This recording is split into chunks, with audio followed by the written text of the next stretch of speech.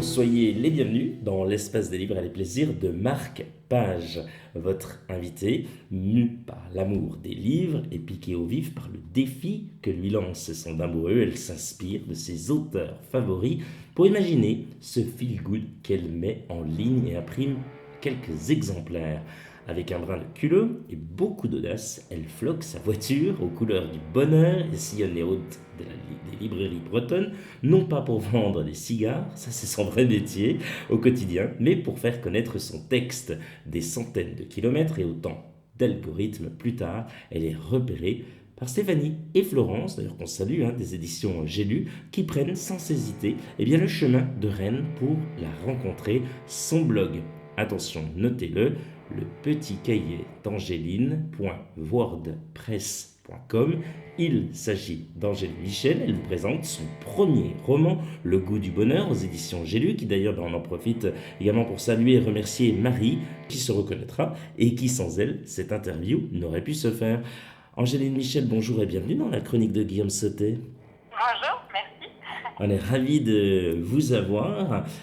Angéline, racontez-nous, oui, comment vous en êtes arrivée là. Incroyable votre histoire. Un peu incroyable, oui. Comme vous l'avez dit précédemment, c'est vrai que je n'étais pas du tout du milieu, je suis commerciale. Et puis voilà, mon conjoint m'a lancé un petit défi un jour parce qu'il était sûr que je puisse écrire un livre en fin de compte. Et je me suis dit, mais même lui, il y croit plus que moi, donc je vais essayer. Et puis au bout de 6 mois, en y mettant tous les soirs 1 heure, j'ai abouti à quelque chose, voilà, une histoire, un manuscrit complet que je n'ai pas vraiment osé envoyer aux maisons d'édition dans un premier temps. Donc j'ai choisi la voie de l'auto-édition. Je suis passée par Amazon, ce qui m'a permis de prendre un peu confiance en moi, de me créer un lectorat. Et par la suite, voilà, comme vous l'avez dit, Stéphanie est tombée dessus et donc a eu un coup de cœur et a voulu me lancer de manière un peu plus grande au national. C'est souvent, c'est peut-être le message que vous avez peut-être aussi envie de faire passer, je sais pas, mais c'est souvent comme ça les jeunes auteurs, entre guillemets, jeunes parce qu'ils se lancent, c'est leurs premiers écrits, qui sont souvent repérés. Souvent, être auto-édité n'est pas forcément négatif. La preuve pour vous, ça a été positive. C'est ça un peu le message aussi. Ah non, bien sûr, parce que c'est vrai qu'on entend souvent que l'auto-édition peut être une voie de garage et je suis pas vraiment d'accord avec ça. Pour moi, c'est vraiment un tremplin pour prendre un peu confiance, pour avoir des premiers lecteurs, des premières remarques, des premiers retours qui sont vraiment importants. Parce que ça m'a permis de m'améliorer aussi sur certaines choses, ça m'a permis de prendre conscience de beaucoup de choses. Et effectivement, je trouve que c'est même peut-être nécessaire pour des jeunes auteurs de passer par ce biais-là. On va s'intéresser notamment à quand vous avez eu cette idée aussi de créer cette page, le petit cahier d'Angéline. Pourquoi? C'est incroyable ça. Parce que j'avais besoin, je me suis rendu compte qu'on était beaucoup d'auteurs en fait à passer par l'auto-édition et à être passionnés avant tout par la lecture. Et ça m'a permis aussi de trouver une communauté très agréable de lectrices d'autres auteurs. Et voilà, c'est vrai que ça donne du courage donc de partager un petit peu ses lectures, ses écrits, ses péripéties, des fois en tant qu'auteur, parce qu'il y en a eu des bonnes, il y en a eu des moins bonnes. Donc c'est vrai que ça fait chaud au cœur de partager. Et c'est vrai que j'ai rencontré beaucoup d'auteurs très sympathiques et beaucoup de lectrices très gentilles aussi. Donc ça a été un véritable soutien, ce blog-là. Quand vous n'écrivez pas, notamment, la fameuse demi-heure et heure le soir en rentrant des routes de France, qu'est-ce que vous aimez faire? Oui, quelles sont vos passions, Angéline? Alors, comme je l'ai dit, je suis une très très grosse lectrice. Donc je lis beaucoup et puis j'aime beaucoup, moi je suis bretonne, donc voilà, me balader en bord de mer, notamment avec mon chien parce que j'adore les animaux.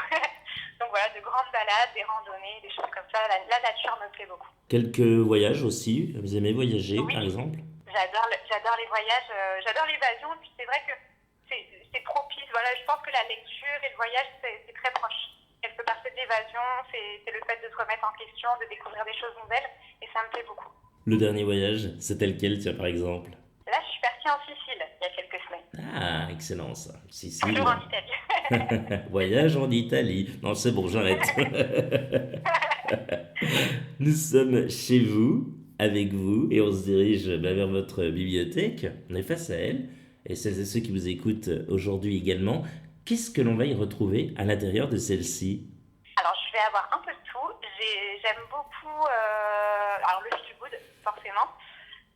J'aime beaucoup également les témoignages, les autobiographies. Pas mal d'ouvrages sur tout ce qui est ségrégation raciale aux États-Unis, qui m'intéresse énormément aussi, et beaucoup de livres de voyage. Donc oui, les voyages, comme vous le disiez, vous aimez ça. Et pour le coup, vous avez donc des ouvrages sur des pays européens ou même pas que. Non, un peu de tout. C'est vrai qu'il peut m'arriver de voir un reportage à la télé, puis de vouloir en savoir un peu plus. Et je vais acheter 2 ou 3 livres. Là, notamment, dernièrement, c'était sur le Vietnam. J'ai acheté 2 ou 3 ouvrages, donc j'avais envie d'en savoir un peu plus. Mais c'est un peu comme ça, au gré des informations que je vais avoir. J'ai un peu de tout. Il y a l'Europe, il y a même des régions françaises. Hein. Ça peut être l'Europe, ça peut être au national. Je m'intéresse un peu à tout. Angéline Michel, intéressons-nous cette fois-ci à votre roman, bien sûr, Le goût du bonheur aux éditions J'ai lu. Comment vous est venue l'idée de départ d'écrire ce roman? Expliquez-nous. Alors très simplement, je parle d'une île dans ce roman qui est l'île de la Maddalena. Donc c'est un archipel qui se trouve entre la Sardaigne et la Corse. Et en fait, j'y ai passé quelques jours. Et j'étais à une terrasse de café qu'on va retrouver dans l'histoire.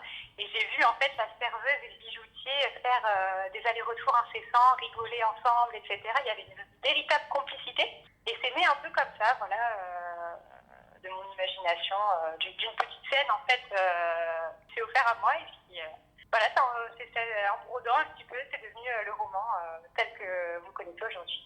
Comment s'est passée la phase d'écriture, ouais, en termes de chapitres et autres? Est-ce qu'il y avait un plan aussi? Voilà, vous aviez l'idée, mais après, est-ce qu'il y avait un plan? On sait que certains auteurs le font. Enfin, comment vous avez procédé, vous, Angéline? Alors moi, ça a été assez instinctif pour le premier. C'est vrai que je savais d'où je partais et où je voulais arriver, mais tout ce qui est chapitres, etc., ça a été très instinctif, mais je pense que c'est parce que je suis une grosse lectrice aussi.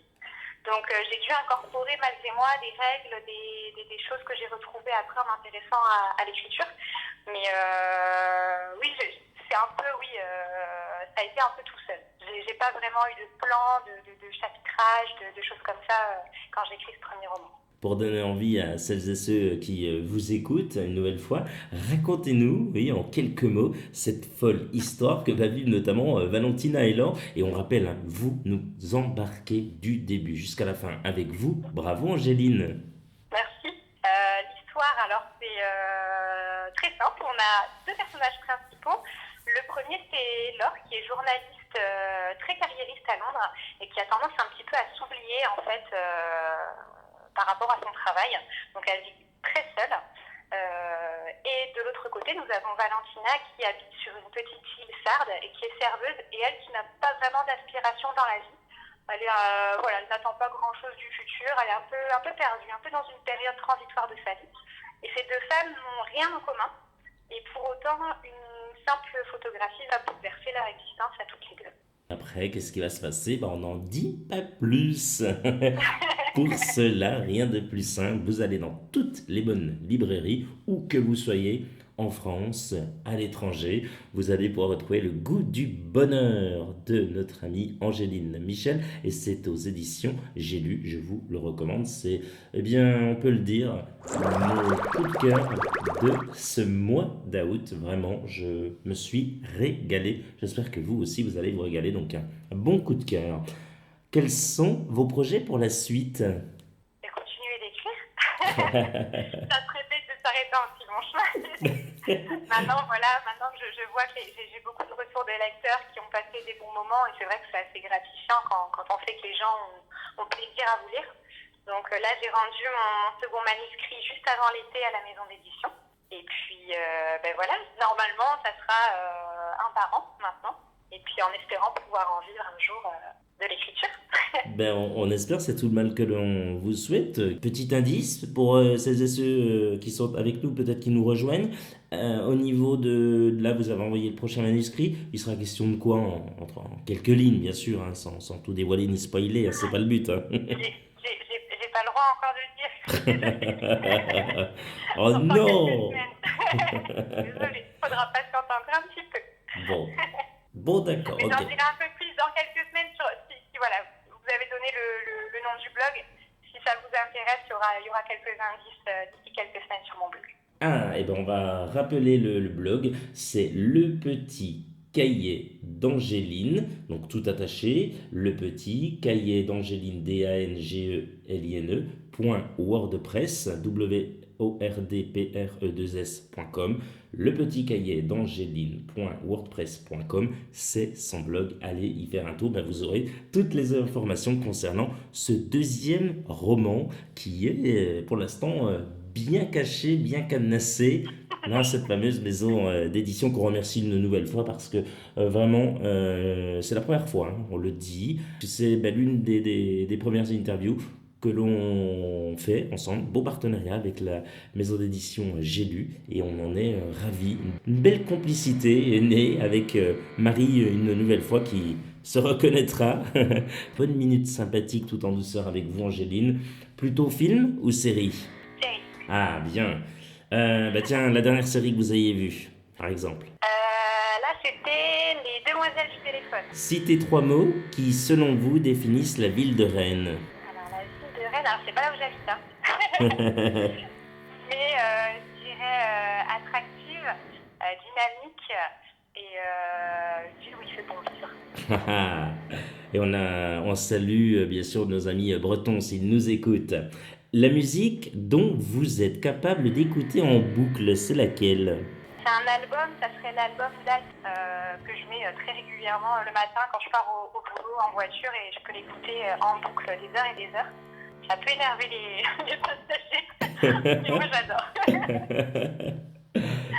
Plutôt serpent ou araignée? Araignée. Je déteste les serpents, j'ai une phobie. Plutôt resto ou repas préparé par vos soins? Repas préparé par mes soins.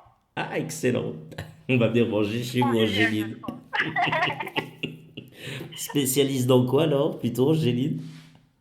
Ah bah, tout ce qui est nourriture bretonne, ça va.